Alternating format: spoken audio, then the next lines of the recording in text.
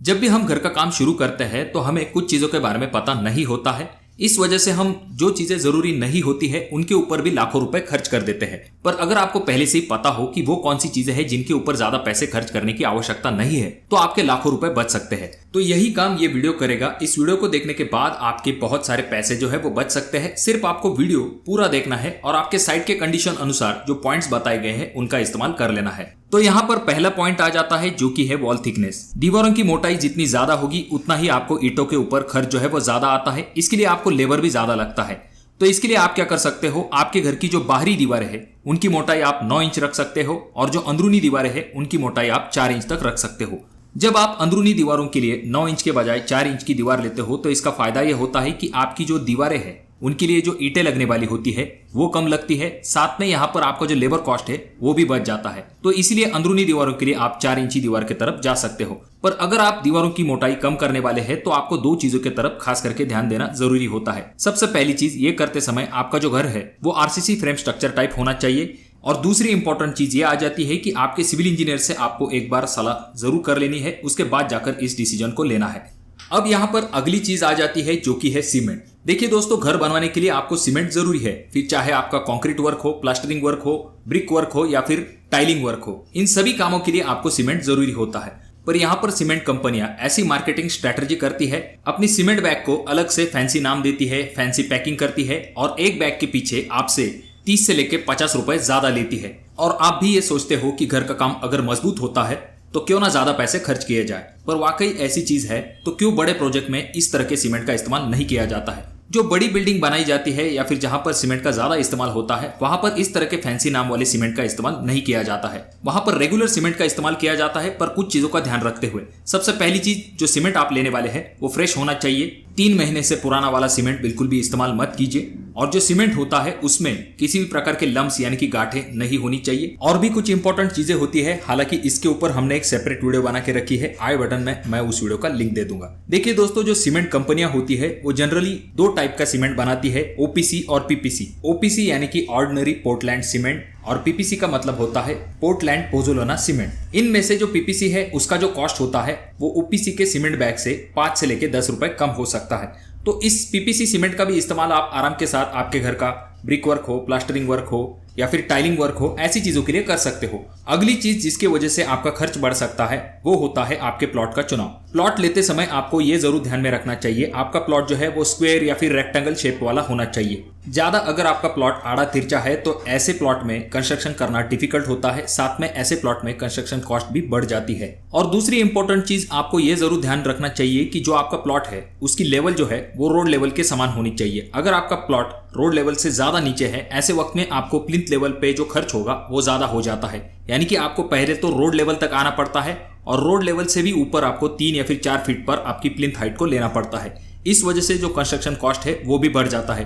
तो इसी वजह से जब भी आप प्लॉट लेते हो तो इन चीजों के तरफ ध्यान जरूर दीजिए, जिससे कि आपके पैसे जरूर बचेंगे। अब यहाँ पर नेक्स्ट पॉइंट आ जाता है जहां पर लोग ज्यादा पैसे खर्च कर देते हैं, वो होता है एलिवेशन। अब जाहिर सी बात है, हर कोई चाहता है कि उसका घर दिखने में खूबसूरत दिखे। इसके लिए हम एलिवेशन ज्यादा से ज्यादा करने की कोशिश करते हैं। अलग अलग टाइप की डिजाइन जो है उन्हें अपने घर के ऊपर बनवा लेते हैं। पर आप इन चीजों को अगर ज्यादा प्रमाण में करते हैं तो इससे आपका घर बनाने का खर्च जो है वो बढ़ जाता है। अलग अलग टाइप की जो डिजाइन होती है उनके लिए आपका लेबर चार्ज और मटेरियल दोनों चीजें बढ़ जाती है। इसी वजह से जितना पॉसिबल हो सकता है उतना सिंपल आसान एलिवेशन रखने की कोशिश कीजिए, जिससे कि आपका घर खूबसूरत भी दिखेगा और आपका पैसा जो है वो भी ज्यादा खर्च नहीं होगा। उसके बाद नेक्स्ट पॉइंट आ जाता है कि अगर आप घर बनवाने वाले हैं तो आपको कुछ पार्ट जो है आपके घर का वो ऊपरी मंजिल पे बनवाना चाहिए। इससे फायदा यह होगा कि आपका जो फाउंडेशन का कॉस्ट है उसके बाद में, जैसे कि हम जानते हैं, प्लिंथ लेवल तक आपका अच्छा खासा पैसा जो है वो खर्च हो जाता है। तो अगर आप ऊपरी मंजिल पे कुछ रूम बनवा लेते हो तो उसका जो फाउंडेशन कॉस्ट है वो डेफिनेटली बच जाता है। तो उस हिसाब से आपको आपके घर का प्लान बनवाना चाहिए। और ये जरूर ध्यान में रखिए कि जब भी आप घर बनवाते हैं तो प्लान एक बहुत ही इंपॉर्टेंट चीज होती है। अगर आप प्लान सही तरीके से बनाते हैं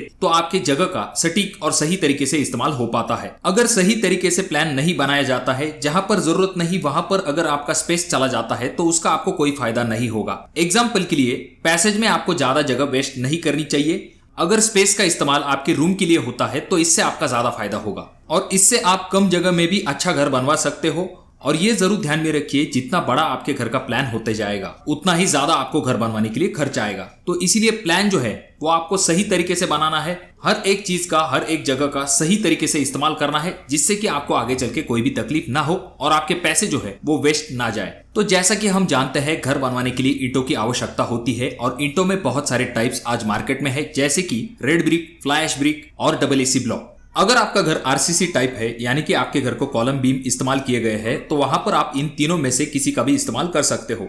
अगर हम बात करें इन तीनों में से कौन से ऑप्शन में आपको कम खर्च आता है, तो डबल एसी ब्लॉक का अगर आप इस्तेमाल करोगे तो आपको थोड़ा सा कम खर्च आ सकता है। इसके पीछे सिंपल कारण ये होता है कि डबल एसी ब्लॉक का एरिया जो है वो ज्यादा होता है, इसी वजह से नंबर ऑफ जॉइंट जो है वो कम आते हैं। यहाँ पर आपका जो लेबर कॉस्ट है वो डेफिनेटली सेव होने में मदद मिलती है डबल एसी ब्लॉक की वजह से। और जब भी डबल एसी ब्लॉक के साथ वॉल को बनाया जाता है तो सरफेस आपको एकदम सपाट मिलता है, तो वहां पर प्लास्टर की ज्यादा थिकनेस लेने की भी आवश्यकता नहीं होती है। तो ये कुछ कारण होते हैं जिनकी वजह से डबल एसी ब्लॉक का इस्तेमाल करना आपके लिए थोड़ा कम खर्चीला साबित होता है। उसी तरह से फ्लोरिंग के लिए भी आपके सामने बहुत सारे विकल्प होते हैं, जैसे कि मार्बल का इस्तेमाल कर सकते हो, टाइल का इस्तेमाल कर सकते हो, पीवीसी विनाइल फ्लोरिंग का भी इस्तेमाल किया जाता है। पर इनमें से सबसे बढ़िया विकल्प अगर आपके लिए कोई है तो वो होता है टाइल। अब आप ये कहोगे कि भाई कारपेट लगवाना हमारे लिए सस्ता ऑप्शन आ जाता है, तो आप क्यों हमें टाइल का सजेशन दे रहे हो? देखिए दोस्तों, भले ही कारपेट एक सस्ता ऑप्शन आ जाता है, पर इसकी लाइफ ज्यादा नहीं होती है। इसे लगाने के बाद कुछ सालों बाद ये उखड़ सकती है, फट सकती है। इसी वजह से आपके लिए यहाँ पर एक बेस्ट ऑप्शन आ जाता है, जो कि है टाइल।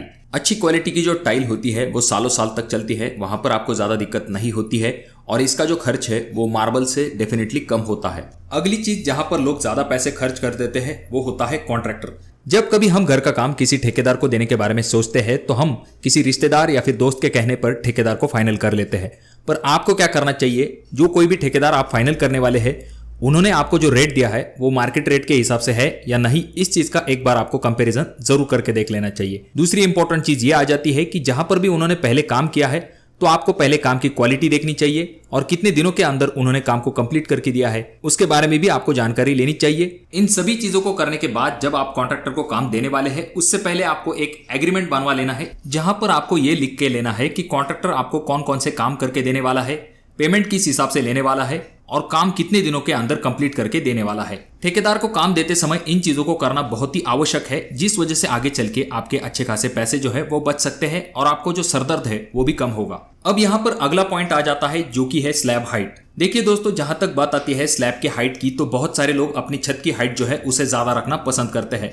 अब इसके पीछे कुछ कारण होते हैं, जैसे कि बहुत ज्यादा गर्मी होती है तो वहां पर भी लोग छत की हाइट ज्यादा रखना पसंद करते हैं। जिस तरह से छत की हाइट बहुत कम होना भी गलत बात होती है, उसी तरह से जब आप छत की हाइट बहुत ज्यादा रख लेते हो तो इसके भी कुछ नुकसान होते हैं। सबसे पहली चीज, इसके वजह से आपका खर्च जो है वो बढ़ जाता है। जब आप स्लैब की हाइट ज्यादा लेते हो तो उसके लिए आपका जो ब्रिक वर्क है या फिर कॉलम की हाइट है उसे बढ़ाना पड़ता है, तो उसका खर्च बढ़ जाता है। जो एक्स्ट्रा ब्रिक वर्क है उसके लिए आपको एक्स्ट्रा प्लास्टर करवाना पड़ता है, उसके ऊपर आपका पेंट आता है, तो इन चीजों में आपके पैसे जो है वो खर्च हो जाते हैं। तो इसके लिए सिंपल आप क्या कर सकते हो, आपकी छत की जो हाइट है वो 10 फीट तक रख सकते हो। इसका फायदा यह होगा कि ये बहुत ही कंफर्टेबल होती है, इससे आपका जो सीलिंग फैन है उसकी भी हवा आपको अच्छे से मिल पाएगी। अगर आपको रूम के अंदर 10 फीट हाइट चाहिए तो आपको स्लैब का टॉप जो है वो 10.5 फीट पे लेना पड़ेगा। अब यहाँ पर अगला पॉइंट आ जाता है जो कि है टाइम। देखिए दोस्तों, जितने स्पीड से आपके घर का काम कंप्लीट हो पाएगा उतना ही आपका फायदा होगा। अगर आप स्टेप बाय स्टेप अपने घर का काम करवाने वाले हैं तो इसका नुकसान यह होता है कि आपके घर बनाने की जो लागत है वो डेफिनेटली बढ़ जाती है।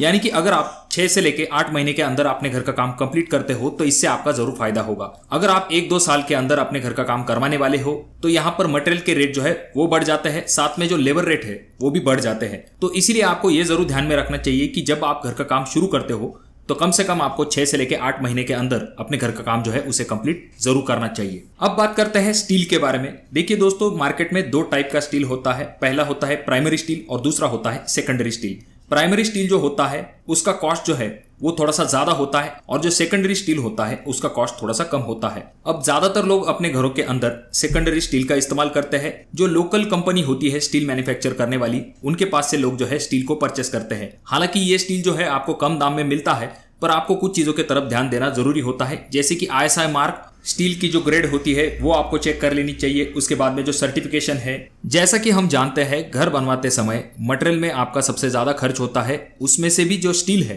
उसके ऊपर आपका सबसे ज्यादा खर्च होता है। अब यहाँ पर नेक्स्ट पॉइंट आ जाता है जो कि है ग्रेनाइट या फिर मार्बल के रिलेटेड। देखिए दोस्तों, जब भी हम घर बनवाते हैं तो वहां पर जो डोर फ्रेम है या फिर विंडो फ्रेम है उनके लिए हम मार्बल या फिर ग्रेनाइट का इस्तेमाल आजकल करते हैं। साथ में जो जीना टप्पा होता है या फिर किचन काउंटर होता है तो ऐसी जगह पर भी हम ग्रेनाइट का इस्तेमाल करते हैं। तो यहाँ पर लोग गलती ये कर देते हैं कि जितना जरूरी है उससे भी ज्यादा जो है वो ग्रेनाइट या फिर मार्बल को परचेस कर लेते हैं, क्योंकि उन्हें लगता है कि ये सस्ता मिल रहा है, इस वजह से वो लोग जो है ज्यादा परचेस कर लेते हैं। पर एक्चुअल में उन्हें उससे बहुत ही कम की जरूरत होती है। तो ऐसा ज्यादा बचा हुआ मटेरियल जो है वो वेस्टेज में चला जाता है, तो इससे नुकसान आपका ही होता है। तो इसी वजह से जितना जरूरी है उतना ही मटेरियल परचेस कीजिए। ज्यादा मटेरियल अगर आप लाके रखते हो तो इससे आपको कोई भी फायदा नहीं होगा। और अगर आपकी साइट छोटी है तो आप डायरेक्टली दुकानदार से कटिंग वाले पीस जो है उनका इस्तेमाल कर सकते हो अपने साइट के ऊपर, जो कि आपको शुरुआत में थोड़ा सा महंगा सौदा लग सकता है, क्योंकि वो लोग जो है वो कटिंग के चार्जेस भी आपसे लेते हैं। पर इसके वजह से जो वेस्टेज पे आपका ज्यादा पैसा खर्च होने वाला होता है वो आपका पैसा जो है वो बच जाता है। उसके बाद जब भी आप मटेरियल मंगवाने वाले हो जैसे कि गिट्टी या फिर रेती, तो आपको लोकल सप्लायर के पास से मटेरियल को लेना चाहिए। इसके पीछे कारण ये होता है कि आपका जो ट्रांसपोर्टेशन कॉस्ट है वो कम होता है, इस वजह से आपको मटेरियल जो है वो कम दाम में मिल सकता है। अगर आपको कोई सप्लायर ये कहे कि हमारे पास मटेरियल जो है वो आपको कम दाम में मिल जाएगा, पर आपको ये जरूर चेक कर लेना चाहिए कि जब आप ट्रांसपोर्टेशन कॉस्ट को जोड़ लेंगे तो आपके साइट पर आने के बाद वो मटेरियल आपको कितने रेट में मिलेगा। अब बात करते हैं डोर के बारे में। देखिए दोस्तों, सागवान डोर वैसे तो सबसे बेस्ट माने जाते हैं, पर इनका कॉस्ट भी ज्यादा होता है। तो इसीलिए आजकल जो घर बनाए जाते हैं वहां पर लैमिनेट डोर का इस्तेमाल किया जाता है। इसके पीछे कारण यह होता है कि ये जो डोर्स है इनका कॉस्ट बहुत ही कम होता है सागवान डोर के कंपैरिजन में। और कुछ घरों में ऐसा भी किया जाता है कि मेन डोर शटर के लिए सागवान डोर का इस्तेमाल किया जाता है और अंदरूनी दीवारों के लिए लैमिनेट डोर का इस्तेमाल किया जाता है। तो इस ऑप्शन की तरफ भी आप जा सकते हो।